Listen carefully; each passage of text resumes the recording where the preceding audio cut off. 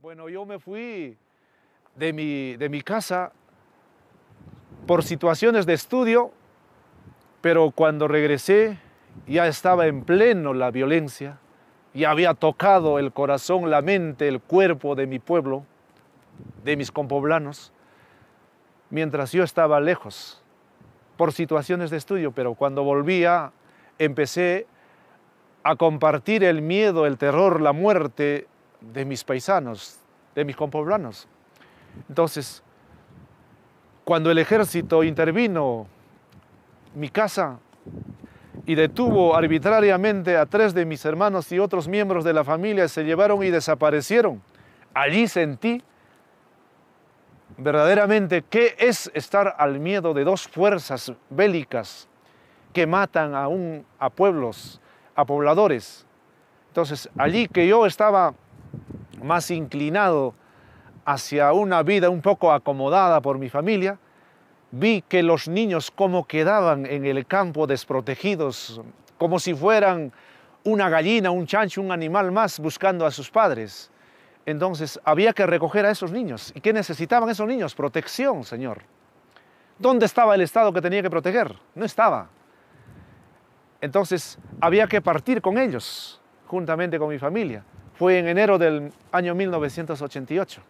Tendría que dejar mi casa, mi hogar donde crecí, donde me desarrollé, donde se vivía esa vida de familia en paz, en tranquilidad. Había que dejar y buscar otros rumbos y seguir luchando por defender esos derechos de la gente desprotegida. Tendría entre 20 y 21 años. Cuando partimos, la familia se fragmentó en varios grupos. Un grupo de miembros hacia Chalhuanca y Lima, un grupo de familias también de mi población natal, Ajoyanca, Chejasa, hacia Abancay. Era una mañana lleno de nube, llovizna. Teníamos que empezar a coger nuestros equipajes y partir mirando atrás de cómo se deja lo que a uno legítimamente le pertenece. Porque se empoderaron allí como dueños el ejército, las columnas senderistas. Entonces, no era pues las cosas, la casa, los animales los que valían más, sino la vida. Uno tenía que luchar por la vida. Había que partir. Entonces partimos, tomamos un camión que nos trajo hasta cierta parte, pero de ahí teníamos que caminar, pues, ¿no? Caminar por la carretera y llegar a Abancay. Yo perdí 3 hermanos, un hermano y 2 hermanas, una sobrina de 6 meses y mi cuñada. En total 5 miembros de la familia y otros parientes, ¿no? Primos, tíos, tías. En total 21 personas. La desaparición de un momento a otro, buscarlo días y noches, no encontrarlos. Finalmente, después de casi 20 años, el cuerpo o el resto del cuerpo de uno de mis hermanos, haber tenido ese sueño de encontrarlos vivos y no encontrarlos, finalmente, aunque sean los restos, tenerlo en un cementerio. Pero otro momento que marcó mi vida fue que cuando yo trabajaba como profesor, en el camino por donde transitaba encontré una mujer decapitada con un niño de 6 a 7 meses lactando el seno de un cadáver. Haber recogido a ese niño y haber llevado a un orfelinato de la iglesia. En Abancay yo ya estudiaba, ¿no? Entonces retomé mis estudios, tenía que trabajar, dedicarme a otras actividades para generar un poco de recursos para poder también ver por los otros miembros, ¿no? Buscar trabajo más que nada y continuar con los estudios porque no hay pues otro camino. No, yo diría que nací para ser profesor. Me gusta enseñar, me gusta reflexionar junto con los niños sobre la realidad de nuestro país, sobre la realidad social, sobre su realidad política, económica, y orientar esas mentes, construir conocimientos en esas mentes a fin de que sean capaces de reflexionar sobre esos problemas y se preparen de mejor manera con un perfil diferente y poder enfrentar las dificultades que tiene este país a nivel de su familia, a nivel de su ciudad, de su pueblo, y que mañana más tarde sean profesionales probos, cabales, que brillen por su honestidad, por sus buenos valores y puedan ser pues esos profesionales líderes sociales, políticos y económicos que orienten una verdadera sociedad con justicia, con equidad, un desarrollo para todos, sin discriminación, sin exclusión. Bueno, estamos en el Pachachaca. Pacha, abajo, ¿no? Chaca, puente. O sea, estamos sobre un puente construido en la profundidad de la estructura geográfica de Apurímac, en el río profundo que José María Arguedas dejó como legado intelectual en su obra Los ríos profundos.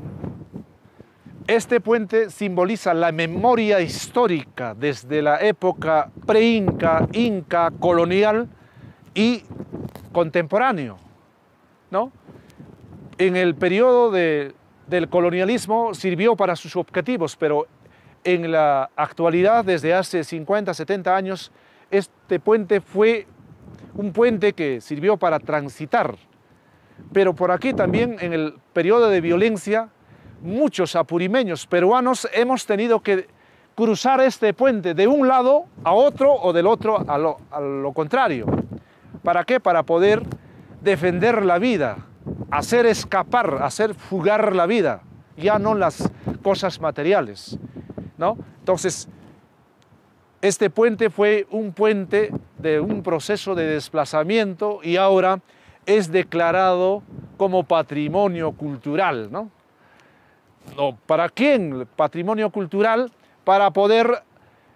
sería importante para poder determinar que este fue un puente incaico, pre-incaico, incaico, colonial, que refleja el trabajo en la permanencia del colonialismo.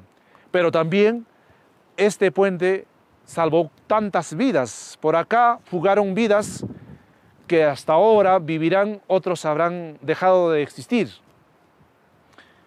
Pero de pronto también para la actualidad, para todos los apurimeños y peruanos, este puente simboliza la transferencia, el transitorio de la época de la violencia hacia otros tiempos mejores que deberíamos aspirar todos los peruanos, todos los apurimeños. ¿Transitar de dónde? De un periodo de muerte, de desgracia, de injusticia, de exclusión, discriminación, hacia un periodo de justicia, de paz, de reorganización, de un desarrollo integral. Pero eso tiene que pasar por un proceso de cambio mental, de un sistema de educación diferente, alternativo, valorando todo lo que nos ofrece la naturaleza, haciendo uso justo, equitativo, equivalente, y mirar el futuro, transferir una sociedad a nuestros hijos, a las generaciones que vienen, una sociedad más justa, inclusiva, donde se respeten, donde se le entregue a cada quien lo que le corresponde y que se sancione a quien pues la agrede, ¿no? Eso simboliza para mí este puente. Perdonar, no. Olvidar, tampoco. Vengar, peor. Lo que el hombre tiene que hacer es aceptar que durante ese periodo de violencia hubo un sentido, un ánimo, un temperamento de rabia, de cólera, para poder enfrentar a esa gente, sea del lado de las Fuerzas Armadas o sea del lado de los senderistas que atentaban contra la vida, la integridad y la propiedad de la población, daba ganas pues de generar otro espacio o otra columna contra los dos. Pero violencia no se resuelve con violencia. En todo caso, lo que hay que hacer es aceptar. Lo único que se busca es justicia. Y eso de buscar justicia no es perdonar, tampoco es vengar, pero tampoco es buscar o generar esas condiciones con cólera, sino con conocimiento. Y buscar eso con conocimiento significa que el Estado, en pleno ejercicio de su función pública como protector del Estado, las autoridades, las instituciones operadoras de justicia tienen que implementar justicia, sancionar a quienes resulten responsables de toda esa masacre social contra la vida de las personas durante los 20 años de conflicto. Entonces, estamos aspirando a una justicia judicial. Yo viví un periodo de violencia. Yo no me corrí a Lima, a Cusco, a ningún sitio. Yo permanecí desde el inicio de la violencia hasta hoy día, aquí en Apurímac. Me dediqué a bregar, a luchar. Sueños como los que tengo ahora pueden ser sueños vagos, volátiles, pero que en el tiempo seguramente van a ir agarrando espacio, van a ir inoculándose en la mente de mucha gente, porque hay mucha gente que comparte nuestros ideales y yo de ellos aspirar, porque no podemos seguir nosotros en el recuerdo del proceso de violencia. Estos sueños, ese optimismo tiene que estar en todos los peruanos, en todos los apurimeños y apurimeñas. No puede ser solamente de unos cuantos. Miremos el futuro como una oportunidad para todos, no como una oportunidad para unos cuantos pendejos, ¿no? Que entran al gobierno, aprovechan la coyuntura, se enriquecen y listo. Bueno, ¿qué? Bueno, yo ya tengo y el resto ¿qué? No. Inclusivo significa que las políticas públicas de desarrollo intelectual, económico, social, tenga que ser para todos, pero eso como una estructura política desde la base, desde la niñez.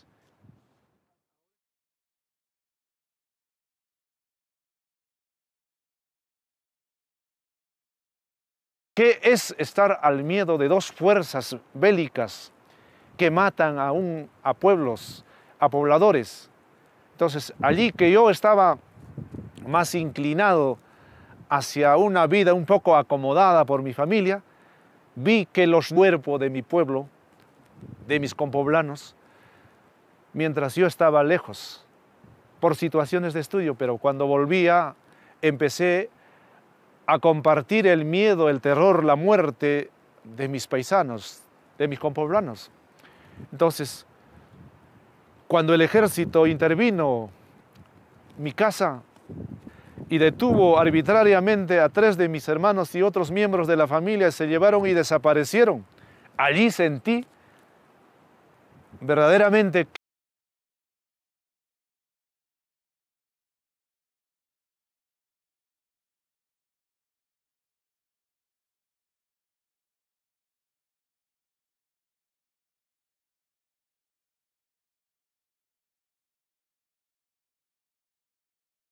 bueno, yo me fui de mi casa por situaciones de estudio, pero cuando regresé ya estaba en pleno la violencia, ya había tocado el corazón, la mente, el cuerpo.